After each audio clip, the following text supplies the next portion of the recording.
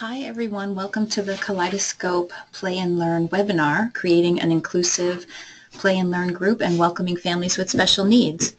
I want to wait for a few minutes just to get a few more attendees. We do have lots of folks signed up, and so far I have 5 registered on here.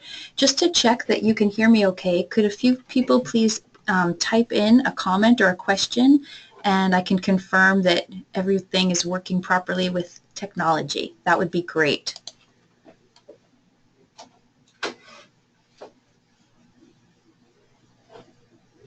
Oh, thank you, Melissa. That's helpful.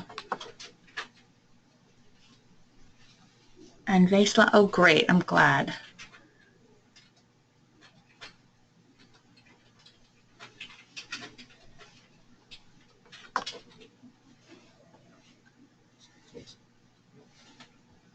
Thank you, Tracy.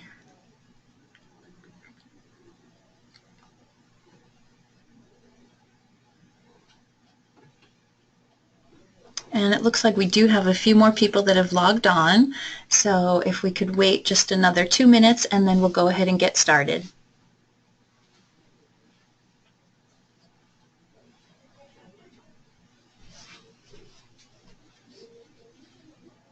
Is it muted?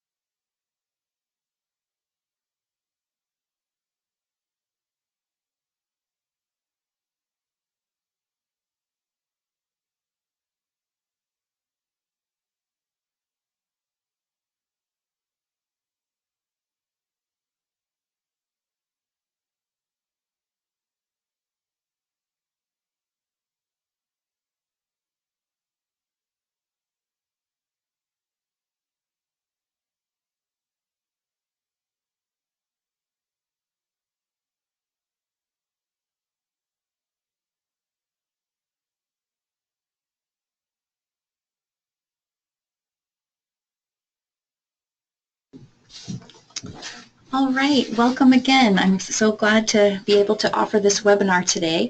My name is Jennifer Duval, and I'm the Family Engagement Specialist at Child Care Resources. I work closely with Lisa Conley on the Kaleidoscope program, and we are thrilled to have a colleague with us here today to help facilitate this webinar, Nina Evers, who is an Early Achievers coach and also a special educator.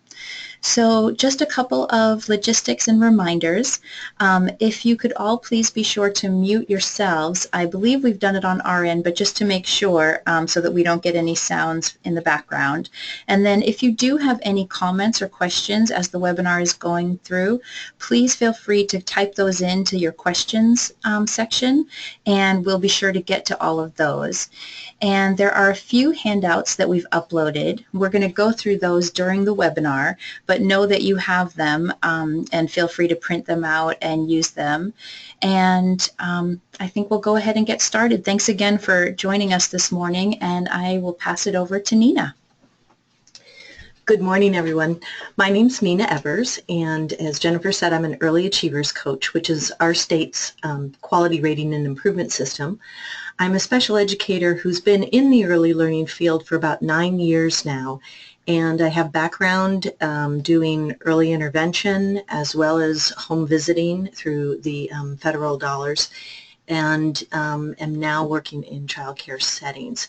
I did also facilitate play and learn groups up in Snohomish County for about 3 years. I had the privilege of attending the Kaleidoscope training back in 2010, I think, and it had a really, I guess, first of all, I'm just grateful to that program and grateful for the acknowledgement of the professionalism and the depths of commitment and knowledge it takes to be a facilitator of playgroups. So I'm honored to be here today, and I have a feeling I'll probably learn as much or more from you as you do from me. But anyway, so without further ado, I hope everyone can hear me. We're going to go on to, and I'm going to test and see if this is going to work in getting the next slide up and talk just briefly. Nope. that isn't. There we go. All right, so our goals today are really to deepen our individual and collective understanding of inclusion and to reflect on our current practices. And really, for me, the word practice is just embedded in everything we're going to talk about today. There isn't, I'm not here to prescribe or, things that need to happen for special needs families or for to be inclusive, but more to describe what kinds of practices I've used that I've noticed are successful, and also, of course, research and evidence-based best practices that we know work for all families. And then to explore new ideas and resources together so that we can grow our capacities to have safe, welcoming groups that support all families. Anyway, so, and I hope along the way, if you have questions, you'll just type them in if they come up in the course of our conversation. But I wanted to, next I wanted to just start out by looking really quickly at the next slide, which is Kaleidoscope's guiding principle number 6 for inclusion. And I'll give you just a second to look at that again and to familiarize yourself with it if you haven't seen it for a while. But I really want to give particular attention to that: inclusive of people of all abilities, cultures, races, ethnicities, religions, incomes, languages, genders, sexual orientation, types of family, and education. Kaleidoscope has a very inclusive definition of inclusion. We're going to look at a different definition relative to special needs that isn't quite as explicit as this one. So it's such a beautiful description. So keeping that in mind in this guiding principle, we're going to start out with just a really fast reflection. Can you pull up the question? And so this is just, I'd like you to start out by recognizing your strengths. Whether you're program manager or group facilitator, what is a strength that just pops up in your mind when you think about how your group provides a safe and inclusive environment? And you can type it in if you like, or if you feel more comfortable just reflecting to yourself, but just quickly, what is that first strength that comes up for you? So we'll just give that a second. And if you want to share with others, that's great.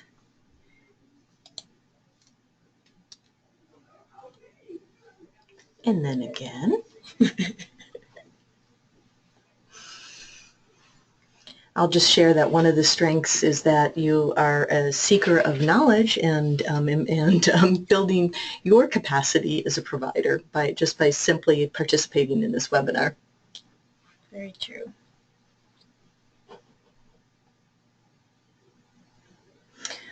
Okay, and I think I would also just like to add and encourage you to think about how difficult that was for you or how easy. Okay, we did have one feedback, non-judgmental. Wonderful. It's a huge strength. Absolutely. And feel free to go ahead and add in or take notes on your own as we go, because this is a nice thing to think about in thinking about your own groups. And I'm sure you'll learn some new things of ways to even improve on these ideas, but also there's lots that you're already doing. And so it's a good time to recognize the strengths that you already bring to your groups. Well, here we go. We're reading some more notes here too. We usually work in a library, so all inclusive in its basic purpose. Yes. Great. Wonderful, Jean.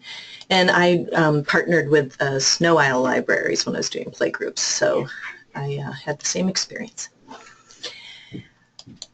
And I also, at this time when we're talking about strengths too, everything we're talking about when we're talking about practices, for me, one of the fundamental guiding principles in all of my work is the parallel process. And that belief that we do unto others as we want them to do unto others. And so really, when we recognize our own strengths, it strengthens our ability to recognize the strengths in our families, in parents and children that we're serving. Can everyone hear me okay? I'm kind of a mumbler sometimes too. If you can't, let us know. Okay. I think we'll just keep moving on here. Thanks so much for the feedback. And now I just wanted to talk a little bit real quickly. One of the handouts that we have, so now, and we might be I'm not sure how we're going to pull this up, but we'll see. Oops. Is the Division of Early Childhood, or Division for Early Childhood of the Council of Exceptional Children, has a nice little 16-page guideline of recommended practices in early intervention and early childhood special education. And of course, this is a document that is technical and related to special education services. But again, it has these best practices that I think apply to all children. And we're trying to actually pull that document up on the screen too, so we can be looking at it at the same time. So this is what it looks like, and it has an interactive glossary. And since we lost our, I don't know if I can play with this for a second. Here's your, do you want the mouse here? Yeah, let me just make your power. Okay. So I'm going to, oh, wait, how do I move this down? Okay, let's just take this for a second, and thank you for, so when this is this interactive glossary they have, so they define inclusive settings this way. Environments are settings where the values, policies, and practices support the right of every infant and every child and his or her family, regardless of ability, and to participate in a broad range of activities as full members of families, communities, and societies. And that ties in very much with natural environments that are where we want children with special needs to have, and families with special needs to have opportunities that are consistent, typical of most families. So it's anything where you might find a child during the daytime, any environment. And you can see they've got library here. And then activities and routines may need to be adapted to ensure that children with disabilities are able to participate and be integral members. And I just want to say here that it is not, we don't need, there isn't, the best practice is really universal design, designing it so that all children can access the play, etc., as opposed to coming up with ideas for specific disabilities. That is not a best practice.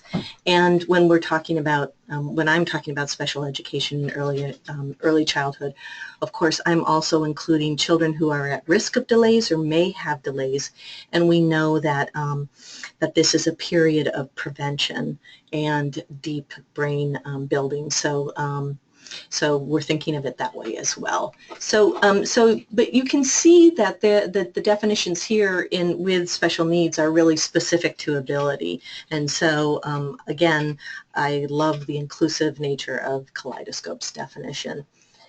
Okay, so I'm going to close this out, and then I think I can go back in here. Oh, nope. Oops, sorry. Right there. Here we go. And let's move on to the next slide. Thank goodness. Okay, and we can keep going. Now, the other thing other context I really wanted to talk about and point out is really thinking about relationship and partnership and all caregivers as full parent or full partners. And I don't know if you've seen recently, and we've got it as one of the attachments, 0 to 3 recently showed the findings of a 2015 study on parents of what they think, know, and need. And I love this, almost all parents feel judged almost all the time. And so for me, when I was doing groups, I always thought of parents and caregivers as being vulnerable, or sometimes more vulnerable than the children when they came into a new setting. And then this other finding, and there's much more detail again in the handout, parents want advice but are overwhelmed by sources of help and underwhelmed by the quality of what they're getting. So parents do not have, they struggle with navigating the volumes of information that's out there and knowing what's legitimate and what's not. And of course, we all know that we can go on the web anytime and get confirmation for anything we believe. So this is not, to me, surprising finding. But I wanted to point this out, okay, first of all, because in the context of, for me, anything we talk about has to be in the context of a relationship. And I had the privilege of seeing Dan Siegel talk back in 2009, and one of the things he said that for me was so profound was that that in order to change the brain of the child, we must first change the mind of the adult. And then he also said that all learning takes place in relationships. So that relationship piece of everything we do is really the neurodevelopmental foundation for all child outcomes and child development. And so remembering that and having that at the forefront of all that we do in terms of our practices. So that's my soapbox for that, and we can go on to the next thing. And but I really encourage you to read that study because I think it's easy read and it's excellent. Did you want to pull that up? Oh, to yes. Show them? Thank you. So this is what it looks like, and it was done with the Bezos Foundation, and it is, again, it has these key findings, and I think you'll really appreciate what you learn by reading it. Okay, so that's what that looks like. Am I going too fast? No, I think we're doing great. Okay, all right. So I'm going to ask you to reflect again. Now I want you to think about, now that we've looked at the definitions and we're thinking about our families and being in relationship with them around supporting their children, think of a time or challenges that you face in creating an inclusive environment for all families, caregiver, and children. And then maybe even further, if you wanted to share, what special accommodations might be hard for your group to make? And that could, in what, I think that would be helpful in terms of us knowing what kinds of information might be most helpful for you as well.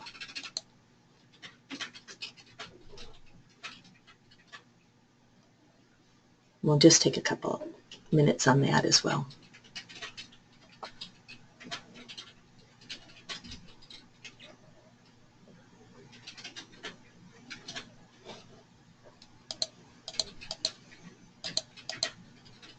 Oh. Okay, so we have... Do you want me to read the first question? So the first question is that we have sensory sensitive children and they have a difficult time with the noise level. So we provide noise canceling headphones for them to use as needed. So that, I'm thinking, someone added as one of the strengths,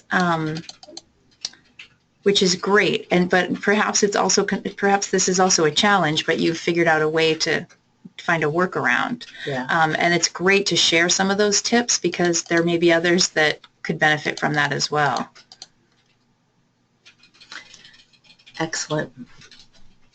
Okay, I think I see another. Okay, we have speakers of languages with no translators available. Hard to, excuse me. Hard to find translation for some languages. We're trying, our box that we read things in, we're trying to expand right now, so thank you so much for your patience. I think that is an ongoing challenge for many of us, and I think that this is one of those pieces,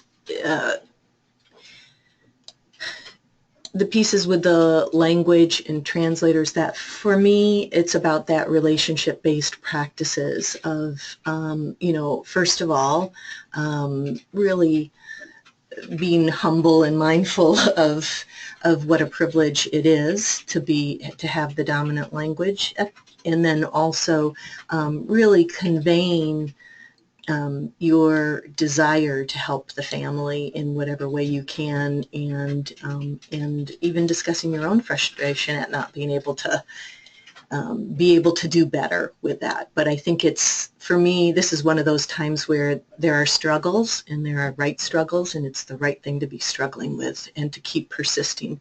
And if anyone has any great ideas, and also with the language piece, I think about really looking at ways for creating leadership among families and parents and caregivers that might be able to assist with that. And again, in a respectful way, not in a "can I use you to translate for me" way. Mm-hmm. I'm going to go ahead and read the next question, which is that one of our play spaces also doesn't allow for mess. So we have to be creative in finding sensory activities that don't include paint or shaving cream, that kind of thing. So wondering how folks have gotten around that issue and if there are any suggestions. Been there. Had that problem. One of the strategies we used was shredded paper, and we did one of those plastic baby pools and filled it with the recycling, from our shredder. Oh, that's a good idea. And now, of course, and then had some little brooms for the kids who want to sweep it up, because of course nobody wanted to keep it in the pool. But but at least it's something that's not going to stain or create problems that way. And then the other thing that pops to mind for me is our trays, in terms of, like with Play-Doh, using trays at individual spots so kids have their amount and it tends to stay more on the tray. But again, I'm sure people have tried these things. And the next comment is, I have a young girl with Down syndrome in my group. She gets very physical, like with big hugs. Some kids like them and some don't. Sometimes the parents don't know how to respond. Great question, and we'll talk a little bit more about this too later on. But I also think that this is one of those times where modeling is really helpful. And when we work with toddlers, we have this thing called self-talk and parallel talk, where we describe either what the person is doing or what we are doing. And so I sometimes use self-talk out loud, and of course with a child, because I want to encourage language that also would be beneficial to the parent. So I might say, something like, "Oh, that's a big hug. I like softer like this. Can we do this kind?" And then and then of course respond based on how the child acts, but doing it with compassion and respect for the child and showing how I express my needs would be a strategy I would use. Great. And then we've got some good suggestions from Jean, who says that as far as the messy sensory area, that they do a lot of cut and paste. They use pipe cleaners to make different objects, beads, and other 3D materials. Great suggestion. Yeah. Thank you. Thank you. Okay, so it sounds like we've got some typical and some special challenges. And so now I just want to ask you again to be thinking about, was it easier for you to come up with challenges than strengths? Did your brain suddenly come up with a list of things that you would like? Or was it about the same? And I think that goes back to our ability, then what we're going to see and respond to in the group. Is it easier for me to, when I'm scanning the room, see all the challenges or to see the strengths? And it's really not an either or, but just again, being mindful and knowing what my temperament is and what my tendency is helps me be more aware and present to everyone I serve. Great.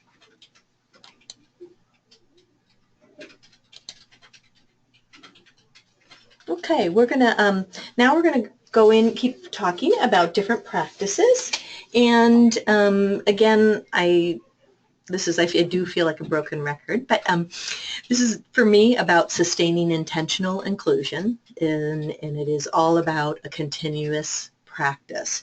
And I want to talk a little bit about planning. I believe very much that intentionality comes from the very beginning, from the start, from planning. And so I want to share some strategies and things that we did in our play groups that were helpful. So first of all, I want to invite you to think about how you market your play group. Do you have flyers? Is it listed on your website? Is it listed on the Kaleidoscope website? And if so, how explicit are you about accessibility? do you say handicap accessible? Well, actually, we don't.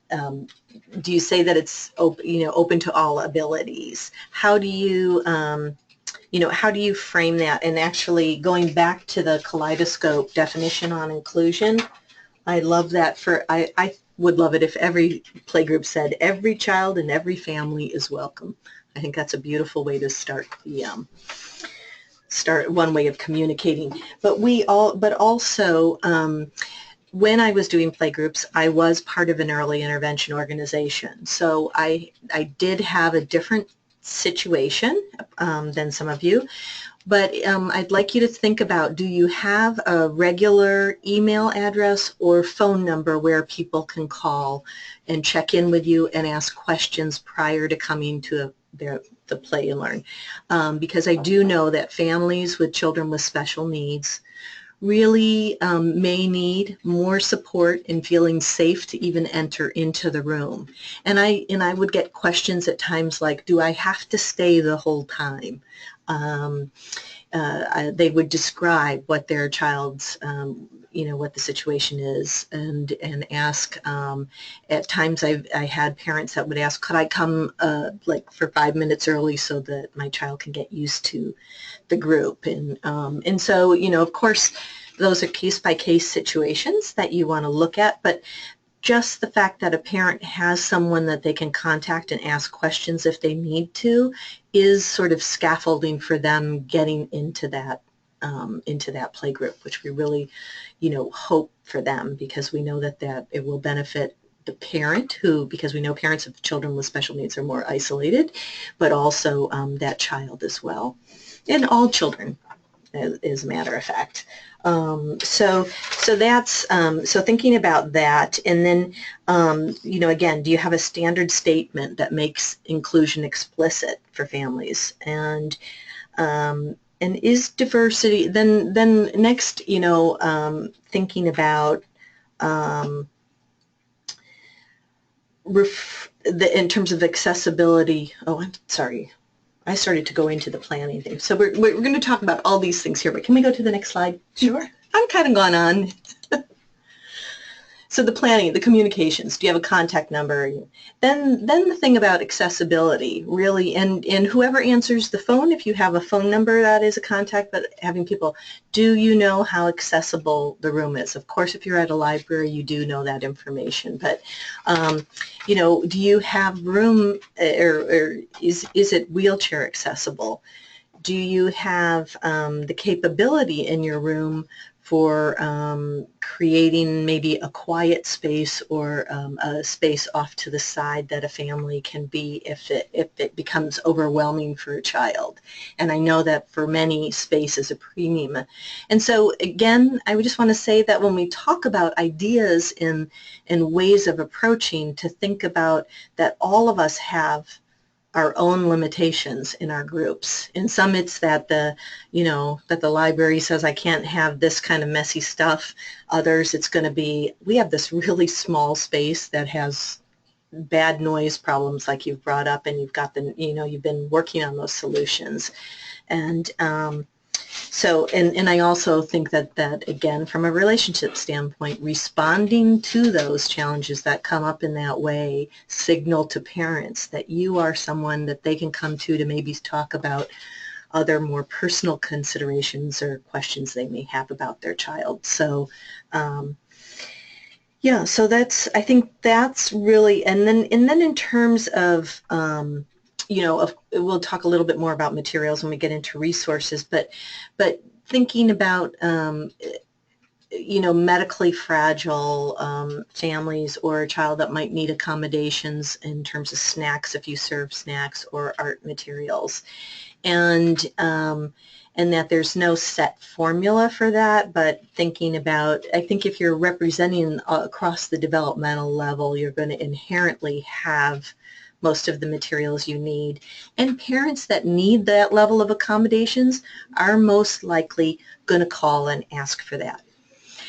And now I'd also like to add a consideration about the whole thinking of your group in terms of the community of groups. So I know that I know that Wonderland does groups, and so family. I'm guessing that families that receive services, early intervention services from them, may tend to go to their groups and or feel more comfortable because they know that that these are folks that have expertise in this area.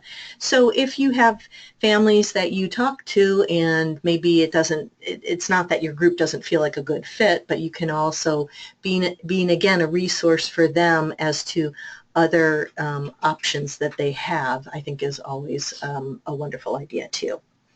So, and then after planning, I'd just like to talk a little bit about the resources. Next slide, please. I'm so lucky there's two of us helping. Okay. So when it comes to resources and materials, I want to stress profusely that we want to normalize information. We want to have that there will be parents who are maybe coming to the playgroup just to get information about their child's development, but don't want to talk to anybody, don't want to sign in, don't want to, be a part of. So do we have ways that parents can be sort of more anonymous in terms of how they, receive information? Also, do we want information there we do want information there on a consistent basis for how how a parent might access services, so that it's not about we bring in information because now we have somebody who's worried about something.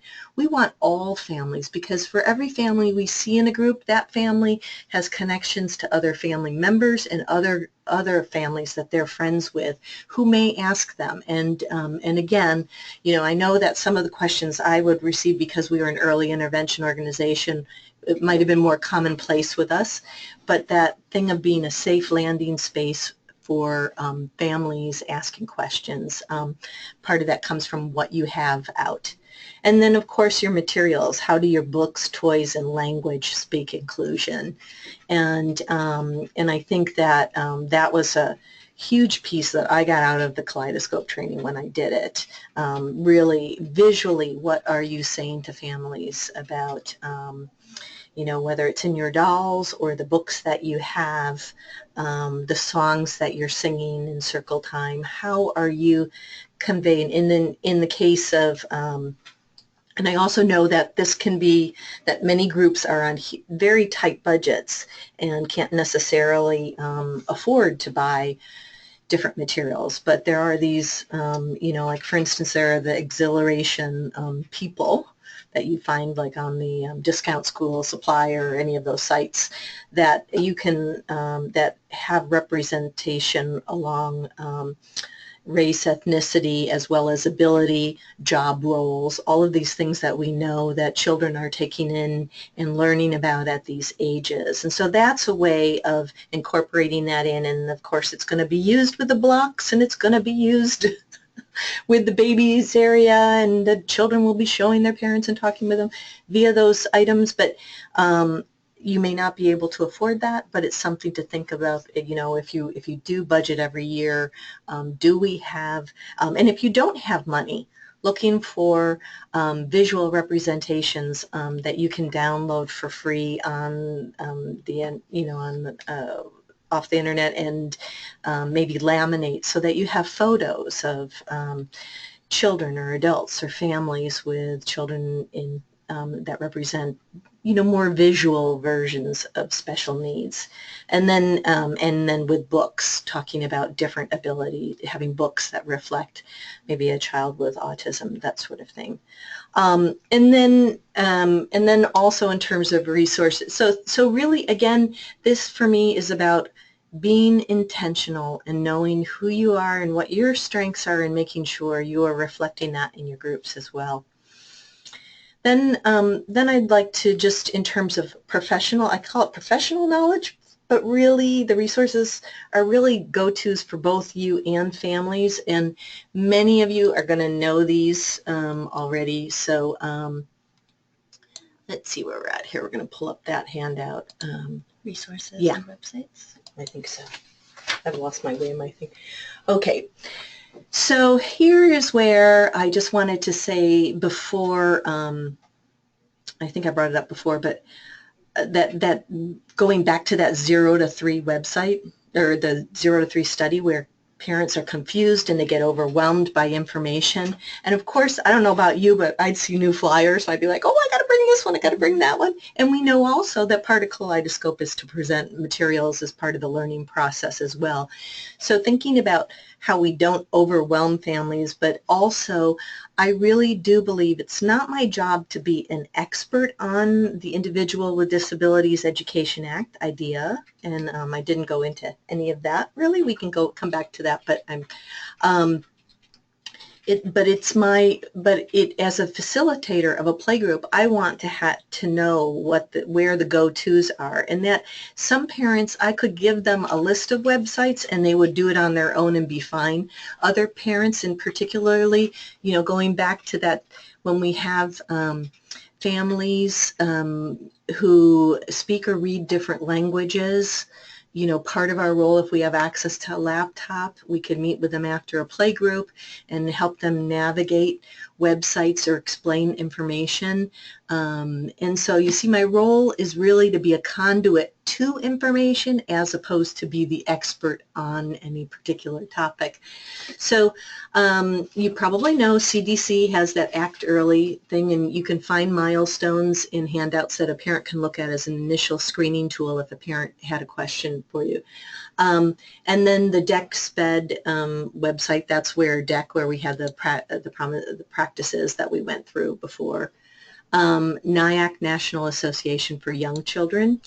And all of those are just really, for me, the quote-unquote best practices websites that are going to, and/or basic information that is available free to all families across geographic areas. So I always think of information as, is the parent learning something about information that they can take with them wherever they go. So I think that's, and then I put in here the Challenging Behavior Backpack Series, which is one of the, I do want to put a shout out for the social emotional piece. Of course, challenging behaviors inside the group for families can be a concern, and both from birth to 5, it can qualify children for services. It can represent and reflect delays. There are delays in that particular area, and so I don't want us, to forget that this is an important, and in fact, that social emotional piece, going back to the attachment and the relationship with the caregivers, is where we know is sort of that conduit for that neurodevelopmental progress that children make. So we want that present and accessible for families. And then, of course, 0 to 3, and all of these websites will, have drop downs that say families can access it, I can access it, that sort of thing. Okay, do we want to break in here for some comments? Well, I just saw that someone was asking about receiving these resources, and so this is also one of the handouts that are listed as part of the webinar. If you have any trouble accessing them and you want me to email it to you as an attachment, I am more than happy to do that as well. And it looks like we have another comment that she loves the resources that are given. So yeah, these are some great websites to have. These are really good go-to sources of information for you to be aware of and to share with families. So again, these are listed as handouts in the webinar content, and then let me know if you need me to send them to you individually as an attachment. Great. Okay, and then I'm just going to do, I could have taken that moment to really get my act together here, but I didn't.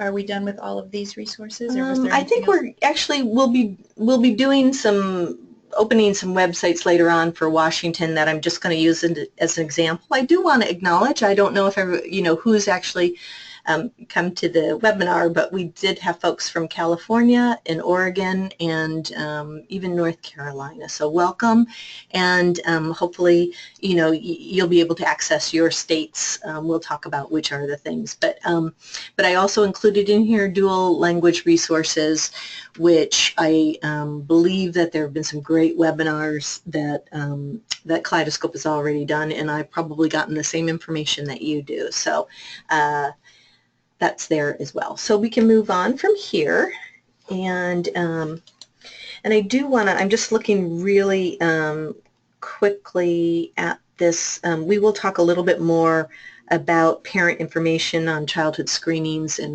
and parental rights and that and services for families. But yeah, let's keep moving. And oh, here we are. Okay. So I think, well, those national websites, again, you have those on that resource list, but right now I want to pull up, I'm going to try to click on this, and just to every state, and I just want to give a shout out of pride for the fact that Washington State was the first state in the country to establish a cabinet level early learning department. But so this is what our page looks like. And you see that there's different things for in early learning for parents, family, providers, resources, etc. I find all of these websites pretty hard to navigate, even though, I mean, I'm always like, where did I find that again? But their contacts are here. And then there's also, you know, if you are in, again, working with families, at least in the early achiever system, we do have some materials and information translated in Russian, Spanish, Somali, and so you may be able to find different translations as well. But that primary referral contact and lead agency information, oh, this is actually quite lengthy, but you can see by county they show you who the primary contacts are for a family enrolling in services. And, you know, again, as I'm showing you this, it's not our job to tell a family. I think really what it is we want all families to be aware of the fact that from birth, like from birth to 3, all families have the right to receive free educational support for their child if they are delayed or have a disability. And the reason birth to 3, besides the fact of the, you know, dramatic time of brain growth, we really look at this as a time of prevention. And that I know in my other organization we used to talk about how in general children that receive services in those first 3 years, about 35 to 40% of them do not need services after that time. And so it really is catching things early and helping prevent. And so any services a child receives before they enter kindergarten doesn't follow their academic record, unless of course they have an IEP once they get into kindergarten. But so every state will have its own, and I saw like Oregon's. Then the other thing I wanted to show you was that, again, going back to this piece of keeping the information what is public and what is consistent. And so here's on Parent Help 123, I'm using Washington State examples just to get there. I know Oregon's got its own ASQ site, but the ASQ really is a standard in every system I've been in. It was a standard in home visiting. It's a standard in early achievers for screenings. So here's one site in Washington where parents can go on and do a screening themselves. And the thing about the ASQ, in case you don't know, is that it is normed based on parent response. So it takes, so sometimes I've heard providers say, oh, well, that parent inflates what their child can do, and that's really kind of built in to that, to the screening. And so, so this is one, you know, again, one option and one thing that that you can provide a family if they're wanting more information on their child. And I just did okay. I'm challenged. Here we go. And then the other thing that this truly is a Washington State resource, but I don't know if you can if there's a comparable thing in the other states. But within reach, you can order in Spanish and in English this "Please Ask Babies Can't Wait." And this is information on early intervention. And this to me is like one piece that's produced by the Department of Early Learning. It's a piece that if it's at your playgroup on a consistent basis, you know, nobody may touch them for ages, but when somebody needs it, they'll know where it is. And you may also see those in the library. But again, a parent will become familiar with it because they may see it in their pediatrician's office. They may see it at the library. They'll see it at your group. So you are developing that trust for the resource that, again, those parents have more difficulty or may have more difficulty navigating. And I also just want to do my disclosure in the middle of all of this too, that I do use the term parent frequently because I was doing parenting programs for a long time, so I apologize. I'm really talking about all caregivers when I'm talking about these products and you know, practices. Okay, Thank you. do we have any new thing we... Gotcha. Okay.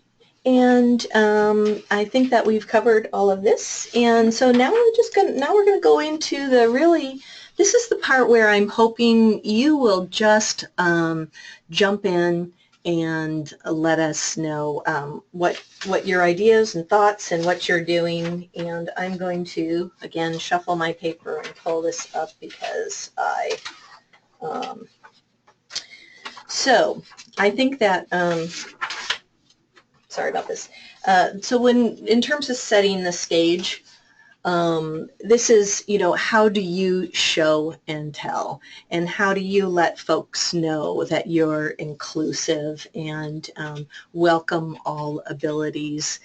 And, you know, I think that, again, that self-parallel talk is one strategy. Also, really, how we talk about when we, if we happen to be in proximity of children struggling and the parent's not right there in proximity, how we speak in positive, respectful tones with children and encourage, you know, encourage empathy among children. Anyway, but I wanted to pull up I think at this point, this handout, if we could. This is something I can't really do this.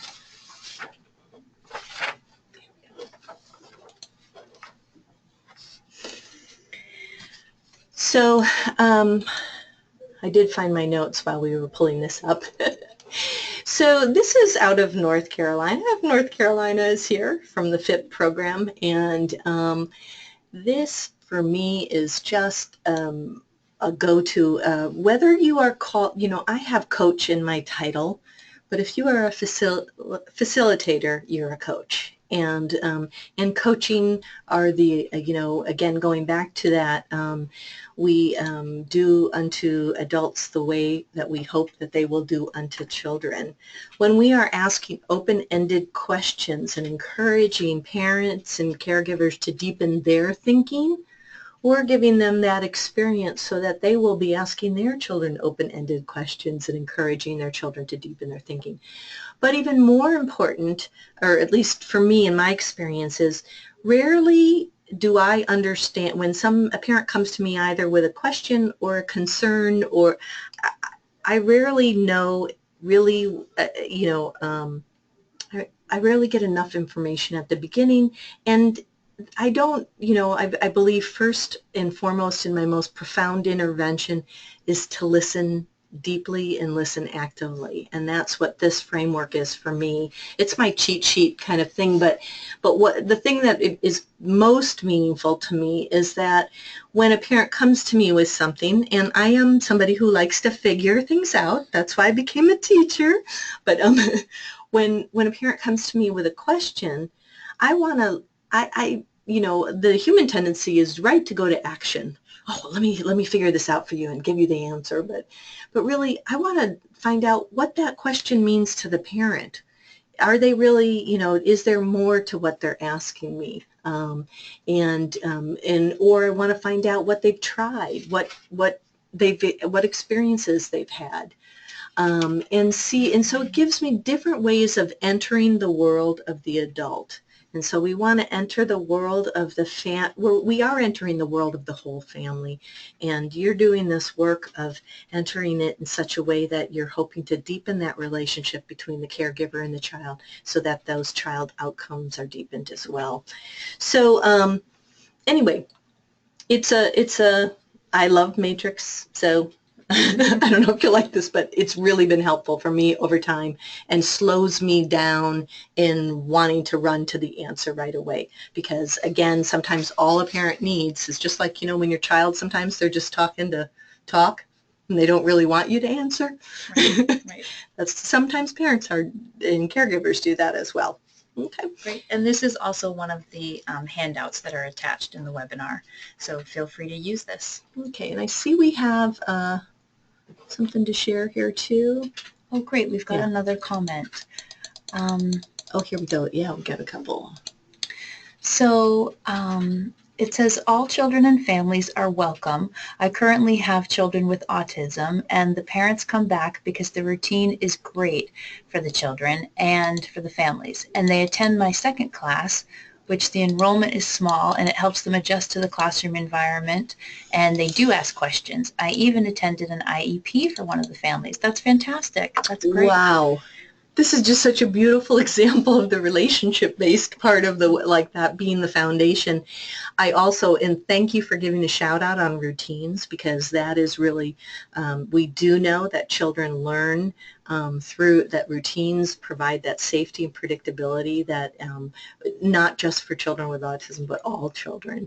So that is a wonderful thing to point out as well. And I love the idea that a family invites you to be a part of the IEP is really what a gift. Mm-hmm. What a gift, and just a reminder of the depth of impact you can have on a family's life. So thank you for sharing that. Yeah. Okay, and then, oh yeah, here we go, strengthening routines. And, I do modeling and scaffolding in my routines too, and make it explicit. Again, when I used to do my, when we do like the circle time in one of the groups, I would, well, first of all, I would start with a deep breath. Because I tend to forget to breathe when I'm singing anyway, but it was an incredible experience to have see how children innately joined in and with that, and that was one of our routines. But how I would scaffold and model is I would do a shout out saying that, it is not typical for all children under the age of 3 to be able to sit in circle time. If your child needs to get up, that is fine. And as long as everybody's safe, we want to honor where the child is at developmentally. So just those kinds of things that a parent that has concerns, and it also, again, going back to that 0 to 3 study, there are parents that have the beliefs about things such as sharing and their child sitting still. Those are really common developmental milestones that parents attribute to children much younger than they really do make. So when I can do it in a group way that reinforces without shouting out. I also believe that part of how I model and scaffold is I share when I make a mistake, because I do make mistakes. I've gotten a kid wound up before in a group, but that sounds horrible. But anyway, it was somebody doing active play, and I think I facilitated its going to a different level. But and then the scaffolding is really about I think that one of the areas that parents kind of sometimes go deer in the headlights and freeze and aren't sure what to do is about sharing and turn taking. So I and I do believe in using modeling judiciously, because modeling, if you can be a way of saying, let me show you how, because you don't know, and we want to again come from a place of respect and humility where we are doing it in a genuine way that is facilitating, like for instance, when two children are playing together, and using words and manners in a way that that a parent can hear and see. And I used to, when we used to get the feedback from parents, that used to be the #1 thing that they would talk about, was the sharing. And I like to deepen that. I think that turn taking is all in there too as well. So I think that's, and thinking of embedding your practices at print, verbal, and physical levels. So the physical, I'm talking about when I'm out there saying things or doing things, but really at print level, like our group had a welcome letter to parents that said, welcome to our group. We had it very bulleted, kind of like, we're going to ask you to fill out this demographic and survey information. It helps us make sure that receive our funding, but make sure that we're giving you the services you need. We are available to support you. If you have questions or need resources on any topic, feel free to ask us, that sort of thing. And just about the, like any kind of playgroup business, that was specific maybe to that site. And then we also had the schedule of the group posted, so they knew how long we were doing free play, when we were having snack, when we were, maybe going outside, when we did the group on my work site. But and then this piece about, I think the other embedded activity or embedded practice that I ask you to think about and wonder about is, are you at every group checking in with every family? And I think of it as just being a hostess, where we're going around and again, normalizing your contact with parents, just like we want if we have child in care, we hope that caregiver is interacting with that child at positive times, is not just when the child's having a problem. And so we don't want it to be like a really big event when a parent needs to talk to us. We hope that they already have a really safe relationship with us and feel comfortable asking us questions. So so that's, I think that thing of what we do, how we express ourselves verbally, physically, but also the visuals in a center, I think, are in the group are important.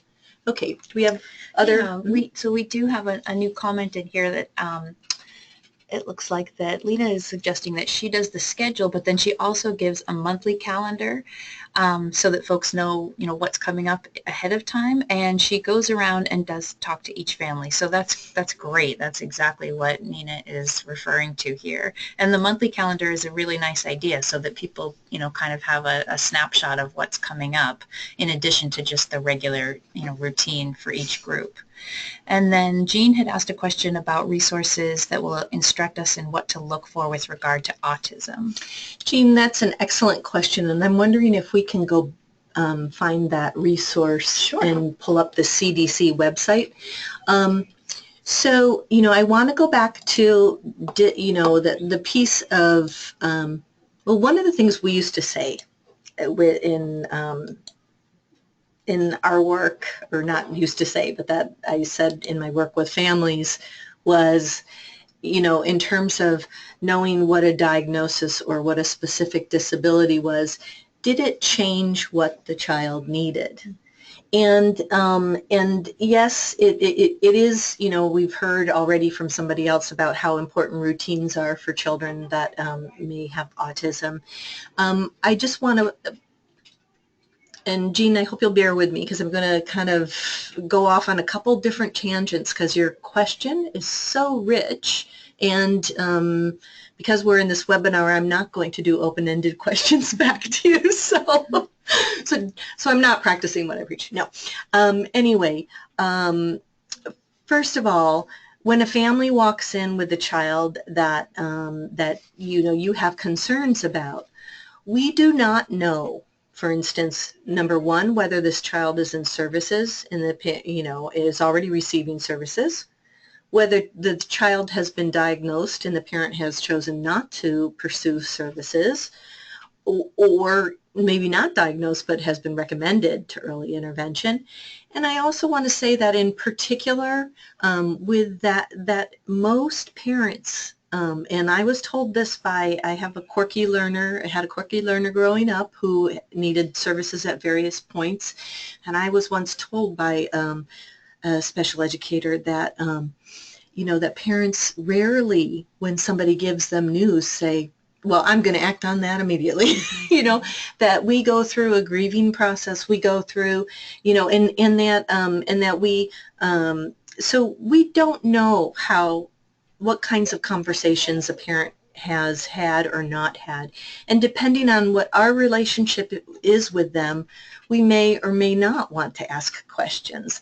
But even when I worked in an early intervention organization and I recognized families that I knew, or a provider, like one of our therapists would say, oh, I think I'm sending a family there and they know that they can ask you questions, I let the family identify into me. I didn't go, oh, are you that, that respect for their privacy and their dignity in terms of how they choose to work with their child. In the CDC, they have this, I'm hoping I'm remembering this right, but isn't it the early signs? Yeah, it's been going through. Has it been? But there's the one that's the,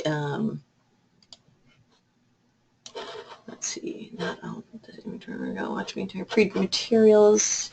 Well, here's the, if you're concerned, let's see if there's the, if it's under here. Milestones, development, oh, here. Well, there's the ages and stages is here, actually. Glad we're getting this answer here. But there's specific access on the DEL website for autism specifically. Again, I guess I would ask you if we can go back to the question so I could see that for a second. I would ask what kind of information would be helpful for you when you're thinking about resources.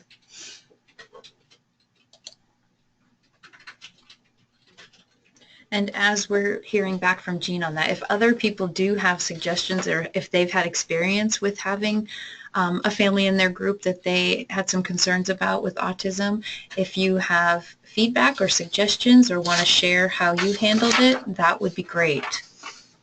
Yeah. And I do want to say that as a special educator too, providing early intervention, autism is a medical diagnosis. And it is not a label that I would ever use with anyone or bring up because I don't have the qualifications to do so. Okay, let's see. So what Jean was saying specifically is that people ask me for places that they can look online or people that they can call if they have concerns. So let me just I'm going to go back actually and see if I can pull up the, where was it this one? Oh, here. I'm going to go back for a second to the DEL and just type in,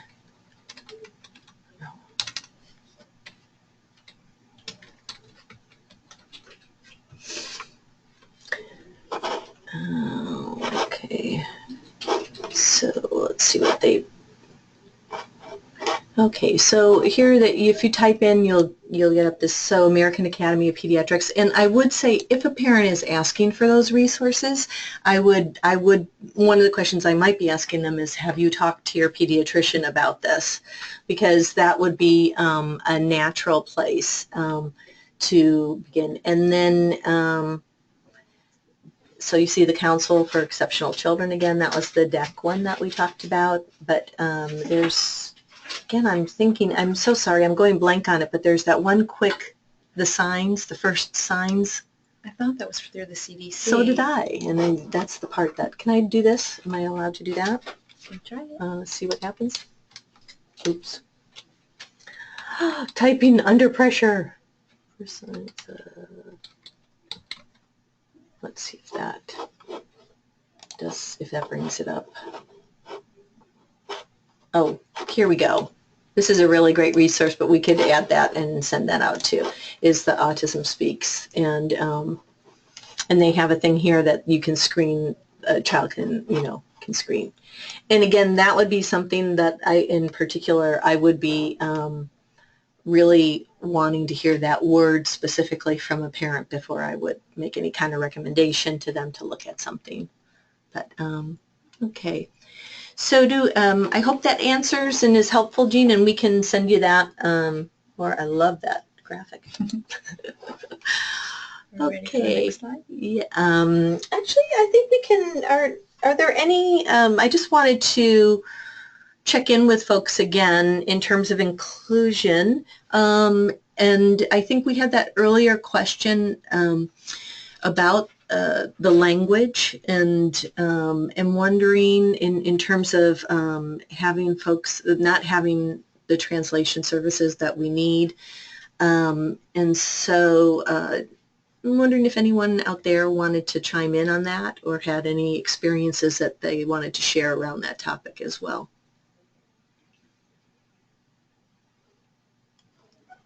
And or any other questions about inclusion.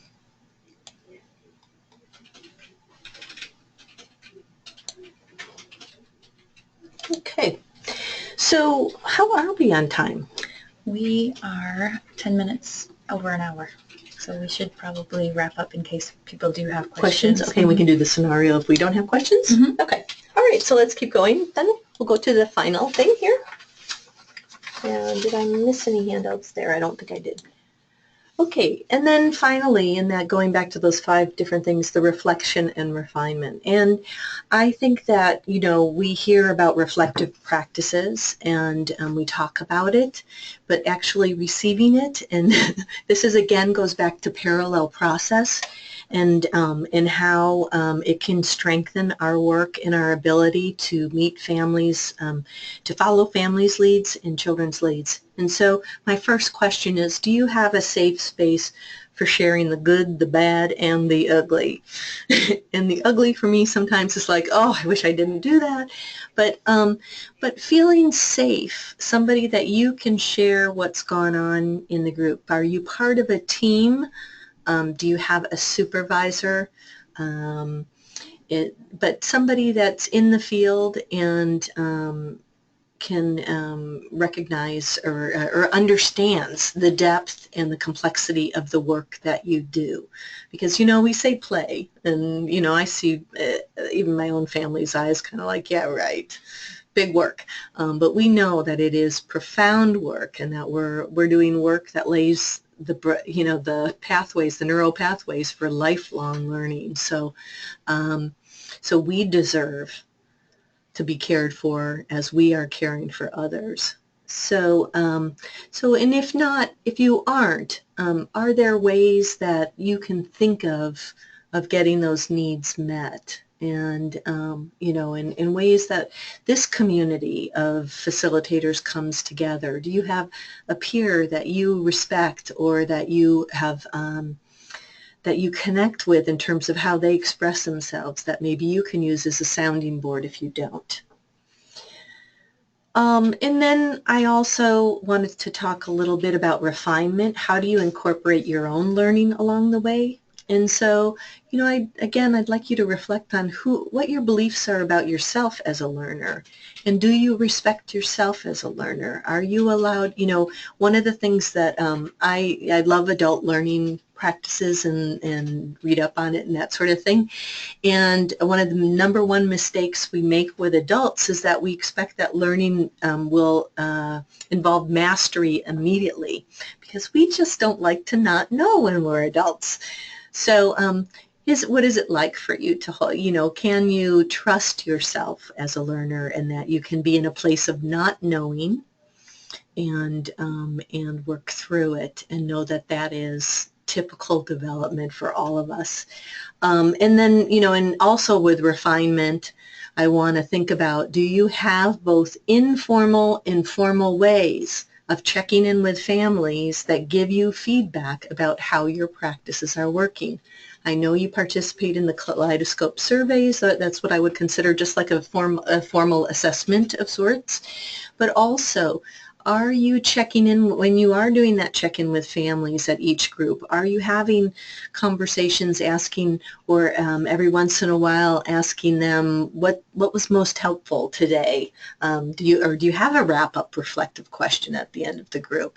And I would refer back to your essential activities. I meant to do that earlier in the Kaleidoscope guidelines too, thinking again about where are there natural ways there to embed getting feedback from families? And as part of this feedback too, to me, that is the the organic fertilizer for creating new parent and caregiver leadership.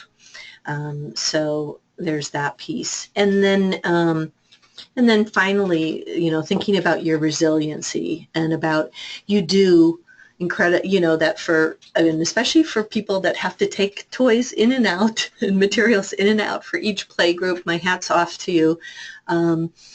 That piece of, you're doing very physical work. You're doing, that what I used to say that, like it's, you might have a parent that shows up once and engages you at a deep level, and you never see them again. And you may have parents, or again, sorry, I keep doing that, caregivers that show up for years and are hi, hello, how are you? Mm-hmm. The weather's nice, and then one day ask you choose to go deeper in the relationship with you. So that again, the complexity of the work you do is nothing short of profound. And so I always, I believe in the power of titration, doing something nice for yourself. And so what positive thing have you done for yourself lately? And to myself, I'm always like, and that doesn't mean sugar. Mm-hmm. So vitamin D, getting outside, spending time with loved ones, reading a book, but, being with your own children, whatever fills your cup up, because that's really an important part of the cycle and of us being able to, when we include ourselves in the care, we're more likely to include others as well. So this seems like a good time to put in a reminder too that we, as the home of Kaleidoscope Play and Learn, are very happy to be here for you as a support, to offer feedback, to offer resources if there's something that you're struggling to find. So just a reminder once again that if your organization is an affiliate with Kaleidoscope Play and Learn, we are here for you and enjoy hearing about what's going on in the field. So please don't hesitate to be in touch. Thanks. And also, I just wanted to add real quickly about the handouts. Again, there are many resources all around. I did want to focus in on that special needs, and I wanted to say that that some of those handouts are going to be beneficial if you are overseeing a program in multiple play groups. They're really going to give you some ideas about leadership and policy and that sort of thing as well. And for others of you, they may be good ways to get to sleep at night. But anyway, so I hope they're helpful. Yep. So we will stay on the line for a few minutes if folks have questions that they want to put in, and we're happy to continue the discussion or try to answer your questions as best you can if you want to go ahead and type those in.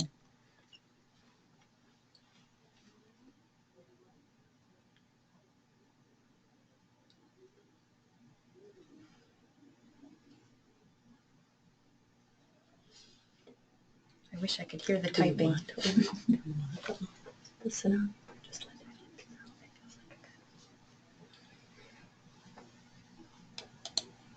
Yeah, or like in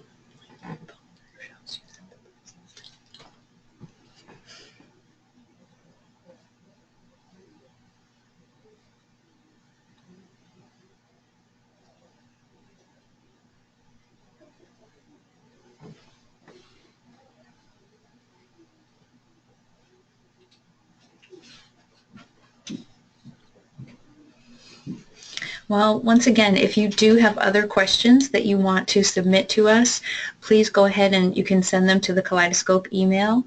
Let's see. It looks like we do have a question about how do you encourage caregivers to stay for more than toy play time?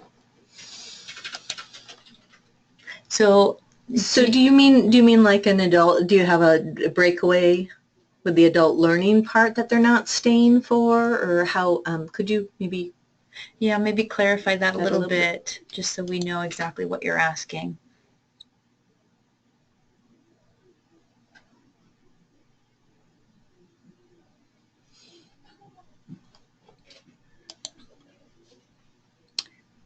Oh, they don't seem to value story time, is what she responded.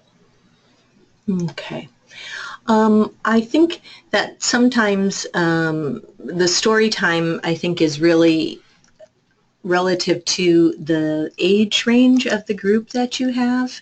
And I had one very simple big book I used probably for ages in one of my groups because it was short enough and easy enough that kids would stay with it. Yep, all toddlers, very small kids.